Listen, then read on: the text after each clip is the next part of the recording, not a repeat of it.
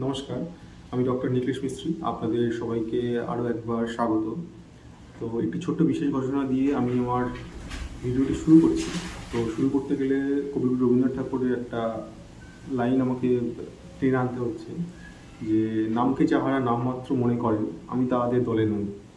তো ব্যাপারটা আর কিছুই নয়, আমার চ্যানেলটির নাম পরিবর্তন করা হয়েছে।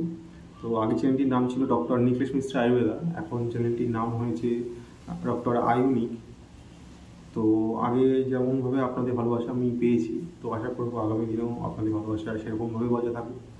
তো আজকে কিছু জানা কিছু অজানা সিরিজের নতুন একটি ভিডিও নিয়ে হাজির হয়েছি আমি।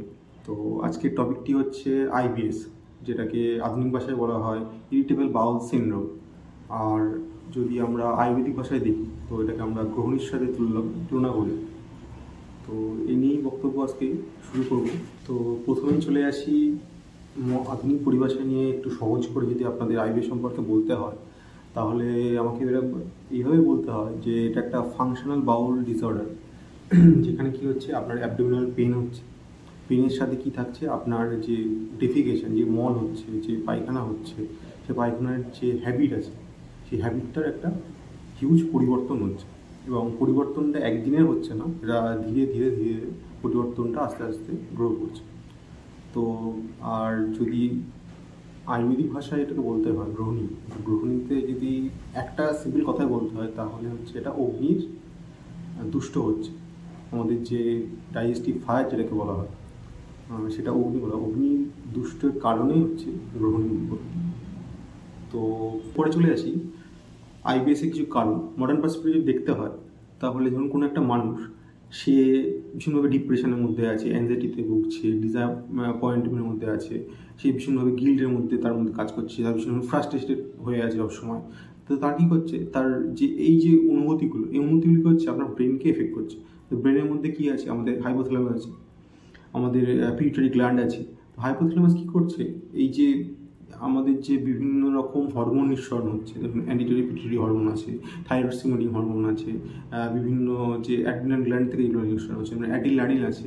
এটা কী করছে, এগুলোকেও কন্ট্রোল করছে। কন্ট্রোল করার সময় যখনই আপনার এই অ্যাংজাইটি, ডিসঅ্যাপয়েন্টমেন্ট বলুন বা ফ্রাস্ট্রেশন বলুন, এগুলোকে যখন বেশি পরিমাণে হচ্ছে, তখন কী হচ্ছে, ও ব্যস্ত হয়ে পড়ছে, তখন কী করে বেশি নিঃসরণ করাচ্ছে ওগুলোকে দিয়ে।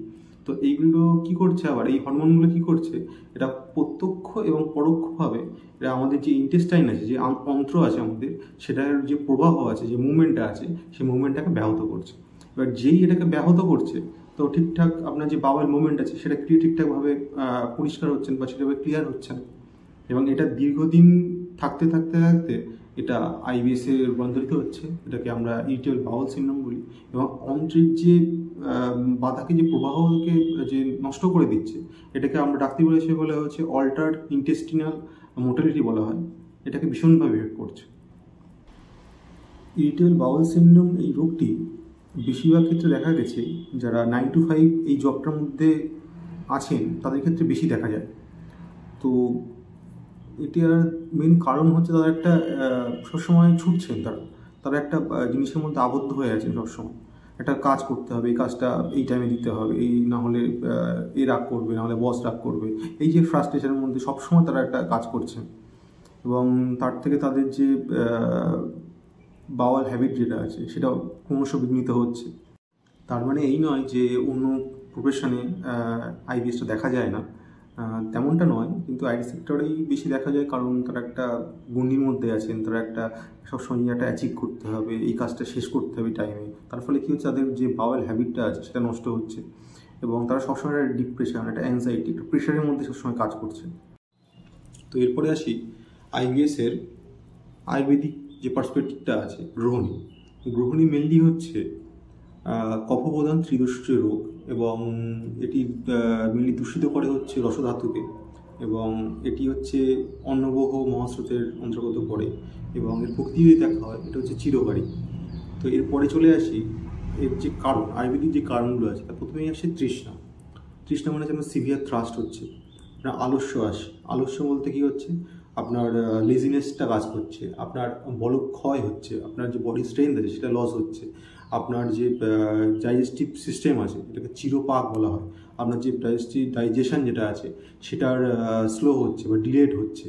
আপনার যে বডি হেভিনেস হচ্ছে, বডি হেভিনেস বলতে গেছে আমরা যদি আয়ুর্বেদ ভাষা বলা হয় গাত্র গৌরব হচ্ছে, তার জন্য আয়ুর্বেদের যে গ্রহণী সেটা উৎপন্ন হচ্ছে আপনার শরীরের মধ্যে। তো এবার চলে আসি কী কী লক্ষণ দেখলে বুঝবেন আপনার আইবিএস বা গ্রহণী হয়েছে, সেটা আয়ুর্বেদিক মতে যেভাবে বলা আছে। তো প্রথমে আপনার স্টুল সম্পর্কে একটা ভালো কথা বলা আছে। তো কীরকম বলা আছে জিনিসটা হচ্ছে মুহ বিবদ্ধম মুহ দ্রবম। কখনো আপনার লুজ স্টুল হচ্ছে, কখনো আপনার হার্ড স্টুল হচ্ছে, বা কখনো দুটো একসাথেই হচ্ছে, এবং আপনার যে স্টুল কোয়ান্টিটি সেটার পরিমাণ অনেক বেশি পরিমাণে হচ্ছে, অনেক বেশি পরিমাণ আপনার স্টুল পাস হচ্ছে। এবং তারপরে সেকেন্ডে চলে আসি, আপনার লৌহগন্ধি উদ্গার হচ্ছে। মানে কি হচ্ছে জিনিসটা এরকম, আপনার যে বেচিং হচ্ছে, আপনার যে ঢেকুরটা হচ্ছে সেখানে লোহা লোহা গন্ধ পাচ্ছেন, আপনার একটা অরুচি থাকছে, আপনার কি খাওয়ার চাহিদা নষ্ট হয়ে গেছে। আপনার কি হচ্ছে, আপনার গাত্র দাহ হচ্ছে, আপনার বডিতে একটা বার্নিং সেন্সেশন হচ্ছে, আপনার শিরোরোগ হচ্ছে, আপনার হেডেক হচ্ছে এটাকে বলে, সেটা হচ্ছে। আপনার মূর্ছা যাচ্ছেন আপনি কখনো কখনো, যেটাকে ফেন্টিং বলা হয়। আপনার বিস্তম্ভ হচ্ছে, পেটে গ্যাস জমছে, আপনার ফ্ল্যাটুলেন্স ভীষণ পরিমাণে হচ্ছে। তো এই লক্ষণগুলো দেখলে আপনি মোটামুটি বুঝবেন যে আপনার আইবিএস হচ্ছে। এবং আরেকটি খুব ফ্রিকুয়েন্ট একটা লক্ষণ দেখা যায়, লক্ষণটি হচ্ছে, মনে করুন আপনি ট্রেনে বাসে যাতায়াত করছেন, আপনার ট্রেনে বাসে উঠতে গেলে মনে হচ্ছে আপনার পটি পেয়ে যাবে, আপনার বাউলটি ক্লিয়ার হচ্ছে না, আপনার টেনশন হচ্ছে, তার ফলে কী হচ্ছে, আপনি ট্রেনটা ধরতে পারছেন না। তো এই সব লক্ষণগুলো যদি আপনার মধ্যে থাকে তাহলে বুঝতে হবে আপনার গ্রহণী বা আইবিএস রোগটি আছে। তো এরপরে চলে আসি গ্রহণী বা আইবিএসের চিকিৎসার প্রথমেই কোনো রোগীর প্রথম জিজ্ঞাসা থাকে ডাক্তারবাবু কী খাবো না আর কী খাবো। তো খাবো নার মধ্যে যদি প্রথমে আসে, যেটাকে আমরা অপথ্য বলি, তো অপথ্যের মধ্যে প্রথমে আসছে হচ্ছে আপনারা দুধ খাবেন না, রেড মিট খাবেন না, গরম জিনিস খাবেন না, আপনারা বেশি শাকসবজি খাবেন না, আপনারা বেশি মশলাদার খাবার খাবেন না, এটুকুই।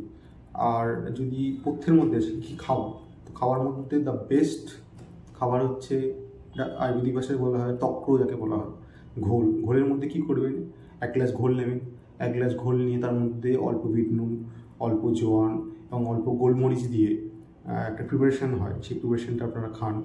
এবং আরেকটা প্রিপারেশান হয় আর্নাল বলে, একটা স্পেশাল সাওয়ার আয়ুর্বেদিক প্রিপারেশান, সেটাও আপনারা খেতে পারেন। এবং এরপরে আসি চিকিৎসার মধ্যে কী কী ঔষধ খাবো বা কী ঔষধ সেবন করা যায় গ্রহণী হলে।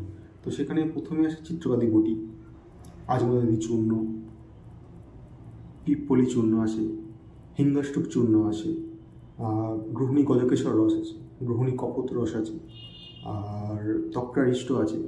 তো এই ওষুধগুলো আপনারা সেবন করতে পারেন। তবে একটাই প্রিকশন থাকে যে অবশ্যই আপনারা কোনো আয়ুর্বেদিক ফিজিশিয়ানকে দেখিয়ে তবেই আপনারা ওষুধগুলো খান, কারণ নিজে ডাক্তারি ফলাবেন না, এটা একদমই ঠিক না।